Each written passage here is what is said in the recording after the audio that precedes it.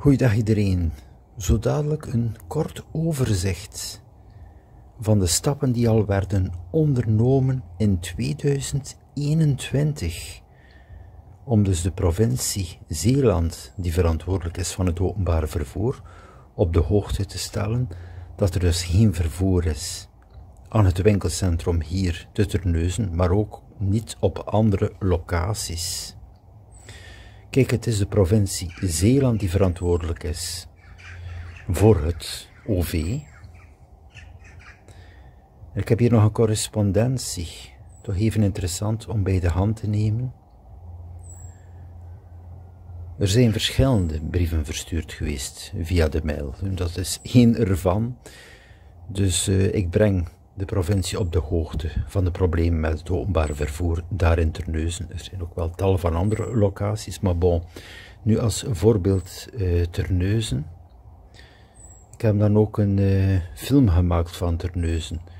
Een deel over de leegstand en op het einde dus het probleem met de mobiliteit. Dus er wordt beloofd van er toch naartoe te kijken of mijn suggesties door te geven om een haltetaxi te bekomen. Dus een haltetaxi is dus een voertuig dat je dus 2 uur vooraf moet opbellen om tot een locatie te komen waar er dus geen bus meer rijdt. Maar bon, daar was er al geen bus. Tot heden is er nog altijd geen haltetaxi. En is er dus nog altijd geen gewoon openbaar vervoer, dus geen minibus of wat dan ook. Mensen moeten hun boodschappen doen.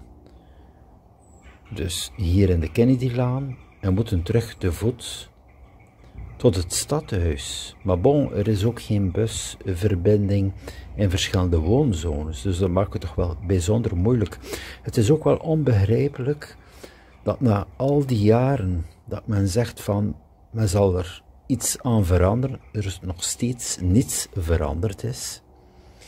Dan ook wel interessant, met een link onder deze video, ook nog even, dus dat het Rijk extra geld gegeven heeft aan provincie Zeeland om kleinschalig openbaar vervoer waar te maken. Dus dat kleinschalig openbaar vervoer spreekt men van deelfietsen, deelauto's en noem maar op, maar bon.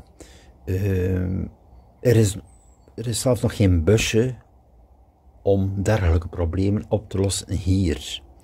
Ook niet in verschillende woonzones. Dus ja, wat moet men nog gaan geloven van dat OV-plan?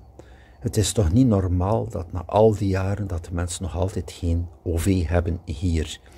En zeggen we dat je wilt, er is er toch geen excuus voor mogelijk. Hoe komt het dat een stad van meer dan 50.000 inwoners gewoonweg geen busvervoer heeft tot nutspunten? Ja, en dan ook aansluitend het treinstation, hetzelfde verhaal, het duurt allemaal zo lang. Maar bon, om te starten toch wel dat busvervoer naar nutspunten nog altijd niet aanwezig.